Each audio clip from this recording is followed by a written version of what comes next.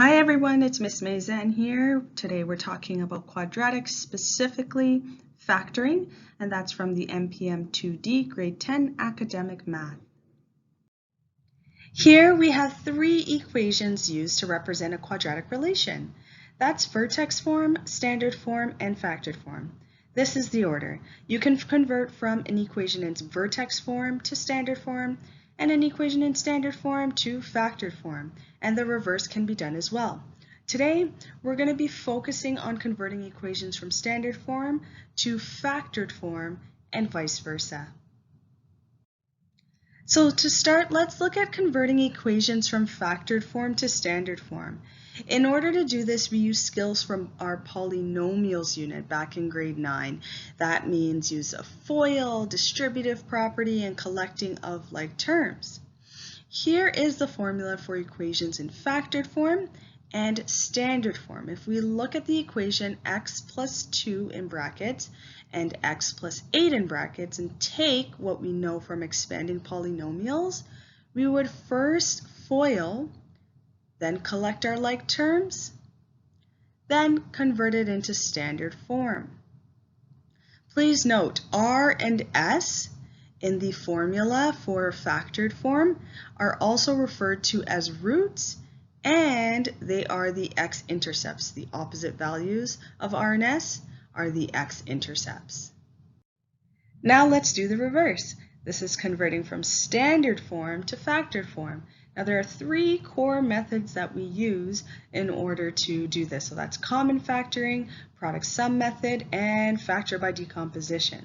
So for common factoring, this is the one that people are most familiar with.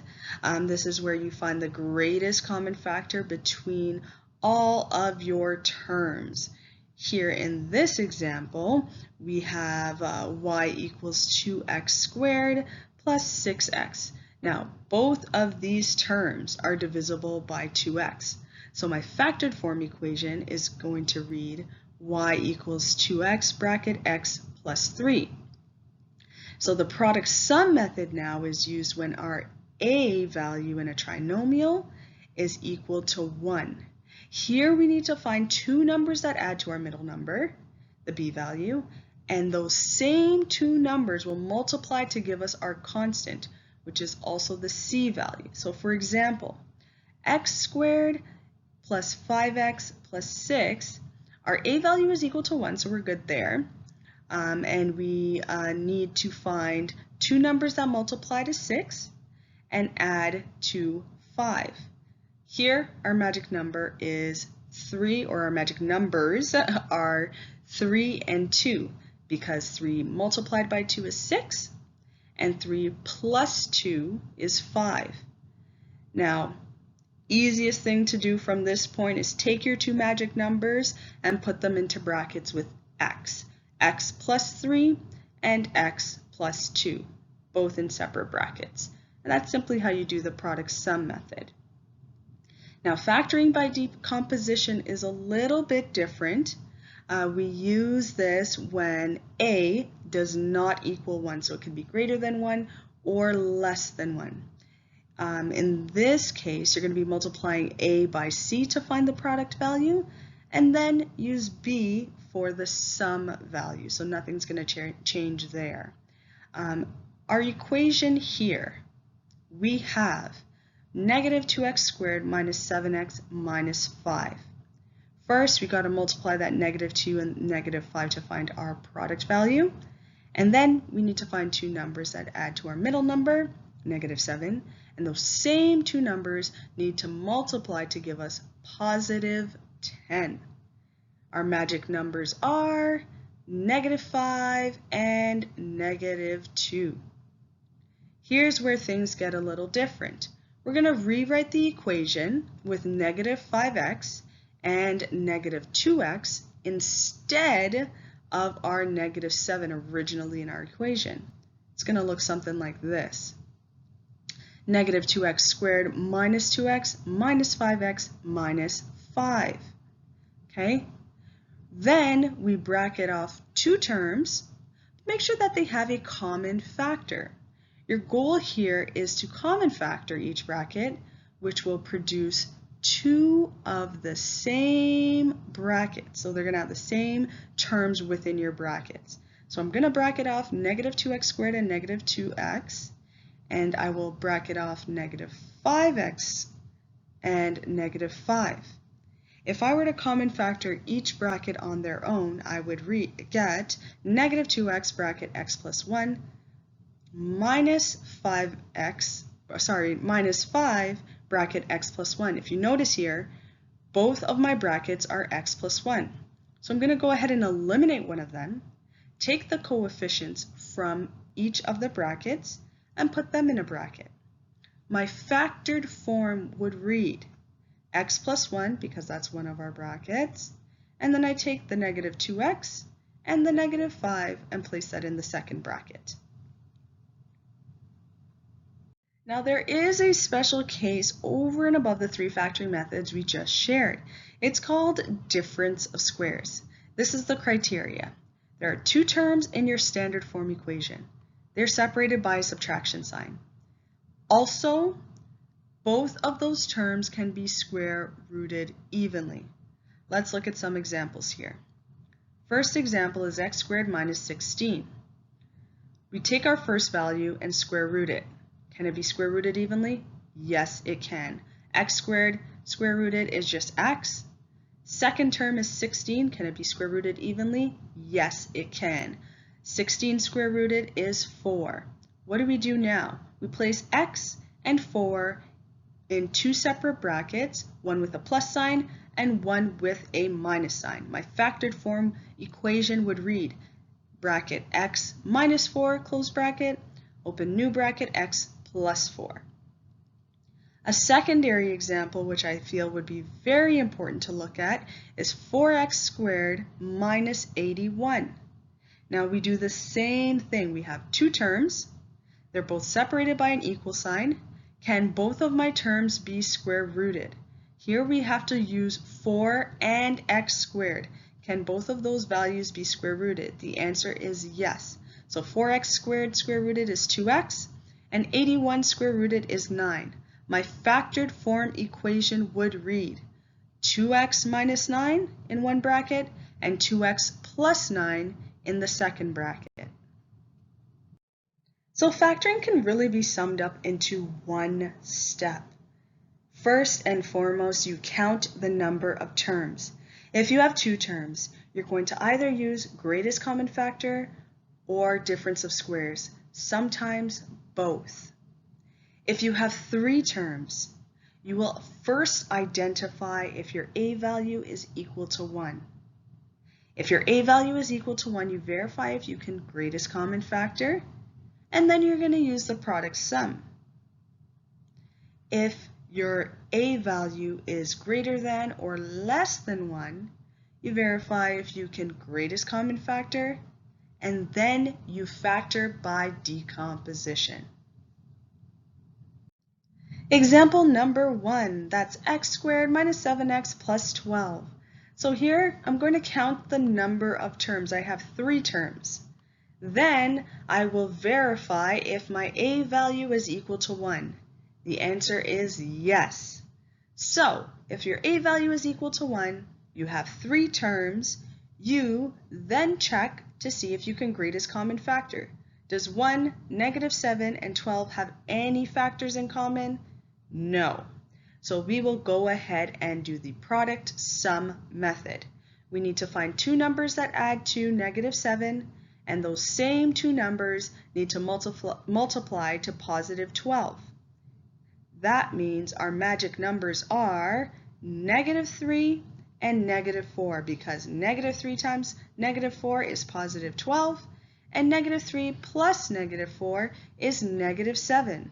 So my final factored form equation would be x minus 3 in one bracket and x minus 4 in the second bracket.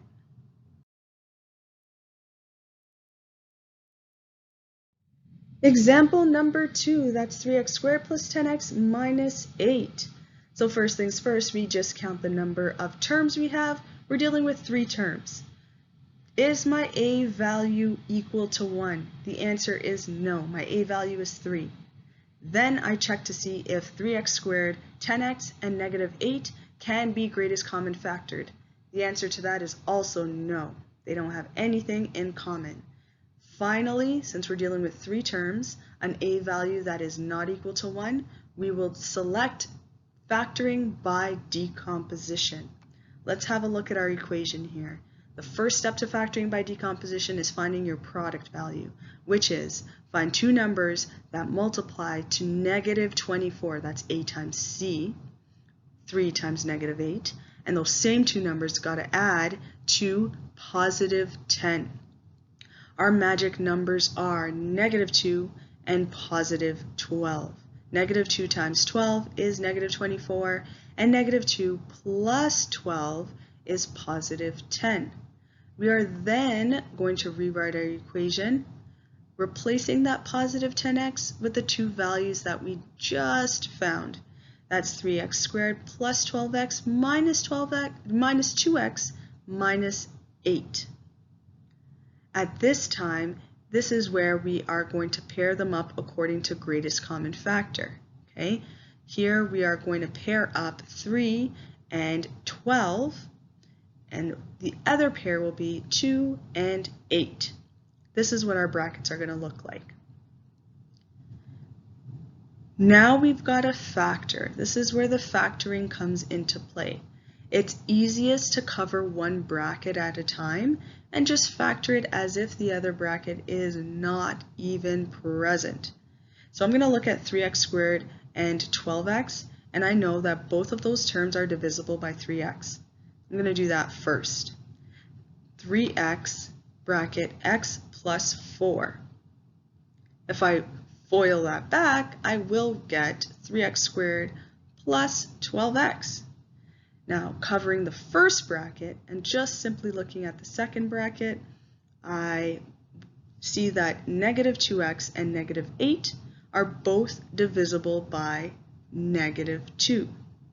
So, my second bracket would be negative 2 bracket x plus 4. Now remember, when we're factoring each of our brackets independently, the values within both of those brackets will be identical. And here, we've achieved that. X plus 4 is in the bracket on both sides. So what we do here from this point is eliminate one of those brackets, take the coefficients of both of your brackets, so 3x and negative 2, and place them in a bracket instead. This is what your factored form equation will read. 3x minus 2 in one bracket, and x plus 4 in the second bracket. Example number 3, that's 4x squared plus 18x minus 36. So step number 1, how many terms do you have? You have 3 terms. Is a equal to 1? No, it's 4. And can you common factor your 3 terms? Yes, since all 3 terms are divisible by 2, we common factor by that number. Now we're going to start from the top, only looking at the values within the brackets. We are going to find 2 numbers that multiply to negative 36 and 2 numbers that add to positive 9. Now why am I using negative 36 and why am I using positive 9? Because my a value is greater than 1, it's 2, and you have to multiply a times c to find your product value. Then you always use that middle number, your b value, as your sum value. Our magic numbers here are negative 3 and positive 12. Then I will go ahead and rewrite my equation, replacing that positive 9 with the magic numbers that we just found. So my new equation now will read 2 bracket 2x squared plus 12x minus 3x minus 18, close bracket. Now from here, you may be comfortable with common factoring out or bracketing off your pairs of terms. So we will bracket off 2x squared and positive 12x in one bracket, then negative 3x and negative 18 in the second bracket. From there, remember we need to common factor. That 2 that we initially factored out in step number 1 will continue to carry through until the end of the equation. We are not distributing it. We are not foiling with it, nothing. We're just ignoring it and carrying it through in our equation. Here we have 2x squared and 12x both being divisible by 2x. So our new bracket or factored form would be 2x bracket 2x plus 6. And negative 3x and negative 18 can both be divided by negative 3. So here we have negative 3 bracket x plus 6. Remember, you know you're on the right track if both terms within your bracket are identical. And here, definitely on the right track because we have x plus 6 in our first bracket and x plus 6 in our second bracket. What does that mean? For step number 6, we go ahead and eliminate one of our two brackets, take the 2x and the negative 3, place it in one bracket, x plus 6 being our second bracket. The 2 that we initially common factored remains there. Factored form is 2 bracket 2x minus 3 close bracket, open new bracket, x plus 6 close bracket. Example number 4, that's 6x squared minus 24. First, how many terms do you have? 2. So it's either greatest common factor or difference of squares. First, let's start with common factoring. Can we common factor these two terms? The answer is yes. They're both factorable by 6. My new equation is 6 bracket x squared minus 4 close bracket. Now inside of the bracket, we have two terms. Since we've already common factored, we check to see if there is a difference of squares present. Now, can both terms be square rooted? And are they separated by a minus sign? Yes and yes. Step 3 would then ask us to place both of those roots in brackets, one with a plus sign and the other with a minus sign. That 6 that we common factored is continued to be carried through to our factored form final solution or final equation to read 6 bracket x plus 2 close bracket. New bracket is x minus 2 close bracket. Here are the skills to succeed. You need to know all of the methods of factoring, especially the special cases. And then remember, you gotta greatest common factor first, or check to see if you can greatest common factor first. Always, always, always after greatest common factoring or using one type of factoring, check to see if there are any other methods of factoring that can be applied. And just like that, you've become a master of factoring quadratic equations. Thanks for watching.